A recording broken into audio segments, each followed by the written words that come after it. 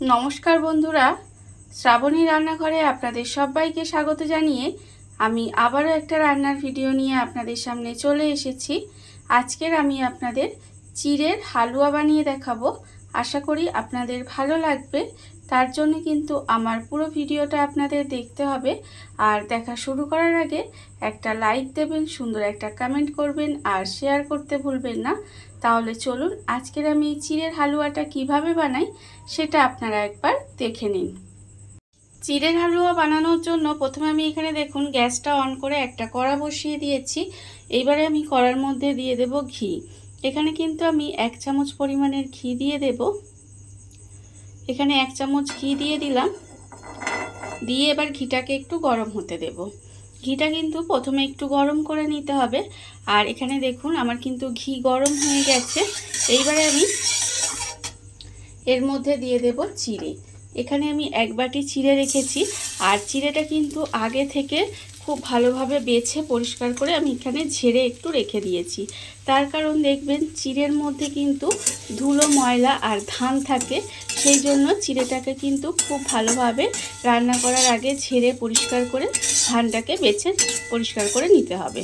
এবার ঘিয়ের মধ্যে চিড়েটা দিয়ে খুব ভালোভাবে ভেজে নেব। এইভাবে কিন্তু গ্যাসটা লোতে দিয়ে সুন্দর করে ঘিয়ের মধ্যে চিড়েটা ভেজে নিতে হবে। আর আমি প্রতিদিনের মতো আপনাদের একটা কথাই বলবো যে প্লিজ আমার ভিডিওটা আপনারা টেনে টেনে দেখবেন না, পুরো ভিডিওটা দেখুন। আশা করি আপনাদের ভালো লাগবে। দেখুন আমি কিন্তু প্রথমে চিড়েটাকে সুন্দর করে এইভাবে গ্যাসটা লোতে দিয়ে ভেজে নেব। চিড়েটা আমার এখানে সুন্দর করে ভাজা হয়ে গেছে। চিড়েটা কিন্তু আমি এখানে খুব ভালোভাবে ভেজে নিয়েছি। একেবারে মুচমুচে করে কিন্তু এই ঘিয়ের মধ্যে চিড়েটা দিয়ে খুব সুন্দর করে ভেজে নিতে হবে। দেখুন আমার এখানে চিড়েটা ভাজা হয়ে গেছে।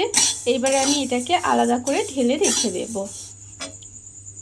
চিড়েটা আমার এখানে ভাজা হয়ে গেছে। আর অন্যদিকে দেখুন চিড়েটা কিন্তু এখানে একটু ঠান্ডা হতে দিয়েছি। আর অন্যদিকে কড়াটা কিন্তু আবারও বসিয়ে দিয়েছি। এইবারে আমি কড়ার মধ্যে আবারও কিছুটা ঘি দিয়ে দেব। ঘিটাকে গরম করে নিয়ে এইবারে এর মধ্যে দিয়ে দিতে হবে, এখানে আমি কিছুটা কাজু রেখেছি, সেই কাজুটা দিয়ে দিলাম। আর দেব এখানে কিশমিশ। এখানে আমি শুধুমাত্র কাজু আর কিশমিশ ব্যবহার করেছি। আপনারা চাইলে কিন্তু এর মধ্যে আরও অন্য যে কোনো ড্রাই ফ্রুটস ব্যবহার করতে পারেন। এইবারে দেখুন এই কাজু কিশমিশটা কিন্তু ঘিয়ের মধ্যে দিয়ে একটু ভেজে নেব। এইভাবে কাজু কিশমিশটা যদি ভেজে হালুয়ার মধ্যে দেওয়া যায় তাহলে কিন্তু খেতে বেশ ভীষণ ভালো লাগে। এইভাবে কিন্তু আমি কাজু কিশমিশটা ঘিয়ের মধ্যে ভেজে নেব, ভেজে আলাদা করে তুলে রেখে দেব। এটা আমার এখানে ভাজা হয়ে গেছে, বেশ সুন্দর করে লাল লাল করে ভেজে নিয়েছি। এবার এটাকেও কিন্তু তুলে নিতে হবে। কাজু কিশমিশটা আমি এখানে ভেজে আলাদা করে তুলে রেখে দিয়েছি। এবারে এই ঘিয়ের মধ্যে আমি দুধ দিয়ে দেব। এখানে কিন্তু আমি 500 গ্রাম দুধ আগে থেকে জাল দিয়ে ঘন করে রেখেছি, সেই দুধটা কিন্তু আমি এখানে দিয়ে দিলাম। দিয়ে এবারে দুধটাকে প্রথমে হালকা করে একটু গরম করে নিতে হবে। দুধটা কিন্তু আমি এখানে এইভাবে একটু হালকা করে গরম করে নেব। দুধটা আমার এখানে হালকা গরম হয়ে গেছে। এটা কিন্তু আমি হালকা করে গরম করে নিয়েছি। এইবারে একটা 10 টাকার গুঁড়ো দুধের প্যাকেট আমি এর মধ্যে দিয়ে দেব। 10 টাকার গুঁড়ো দুধটা আমি এখানে দিয়ে দিলাম। এতে কি হবে, দুধটা কিন্তু আরও অনেকটা ঘন হয়ে যাবে। দেখুন দুধটা কিন্তু হালকা গরম অবস্থায় মেশাবেন, তাহলে দেখবেন সুন্দর করে মানে একদম মিশে যায়। আর যদি গরম হয়ে যায় অতিরিক্ত তাহলে দেখবেন দুধটা ডেলা পাকিয়ে যায় আর সহজে মিশতে চায় না।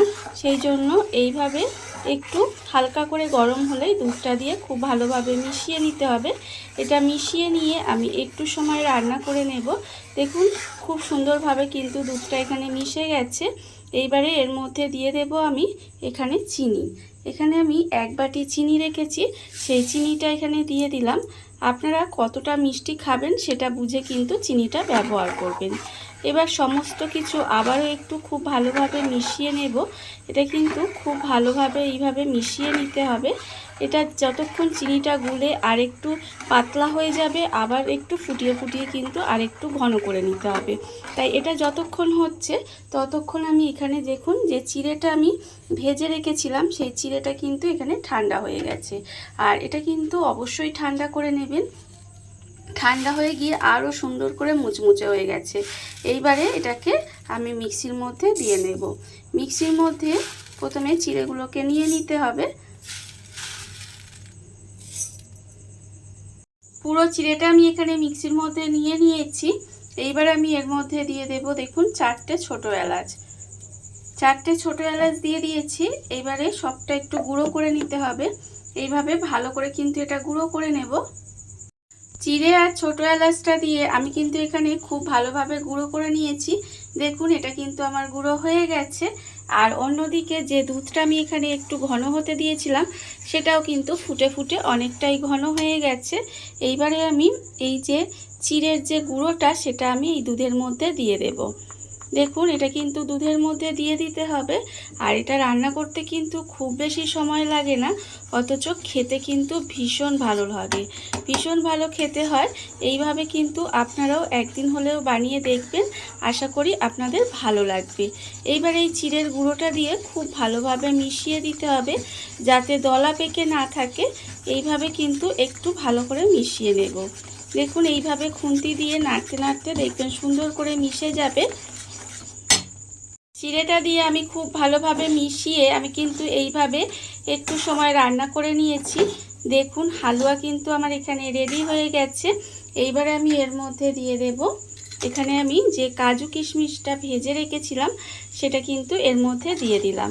দিয়ে আবারও কিন্তু খুব ভালোভাবে এইভাবে একটু মিশিয়ে নিতে হবে। মিশিয়ে নিলেই কিন্তু আমার হালুয়া একেবারে রেডি। এইভাবে আপনারাও কিন্তু একদিন হলেও বানিয়ে খেয়ে দেখবেন, আশা করি আপনাদের ভালোই লাগবে। দেখুন আমার কিন্তু রেডি হয়ে গেছে। এইবারে গ্যাসটাকে আমি অফ করে দেব। অফ করে দিয়ে আপনাদের পরিবেশন করে দেখাবো ঠিক হালুয়াটা কেমন হলো। দেখুন বন্ধুরা, বাড়িতে থাকা কত অল্প উপকরণে কত অল্প সময় কত সুন্দর একটা চিড়ের হালুয়া তৈরি হয়ে গেছে, আপনারা দেখতেই পেলেন। আর এটা কিন্তু খেতে ভীষণ ভীষণ সুন্দর হয়। এইভাবে কিন্তু আপনারাও একদিন হলেও বাড়িতে বানিয়ে দেখতে পারেন। আর এই ভিডিওটা যদি আপনাদের ভালো লেগে থাকে, আপনারা যদি ফেসবুক থেকে দেখে থাকেন পেজটি ফলো করে দেওয়ার অনুরোধ রইল। আর যদি ইউটিউব থেকে দেখে থাকেন চ্যানেলটি সাবস্ক্রাইব করে নেওয়ার অনুরোধ রইল। তাহলে চলুন ভিডিওটা আমি এখানেই শেষ করছি। আপনারা সবাই ভালো থাকবেন, সুস্থ থাকবেন। আবারও হাজির হব নতুন কোনো রান্না নিয়ে।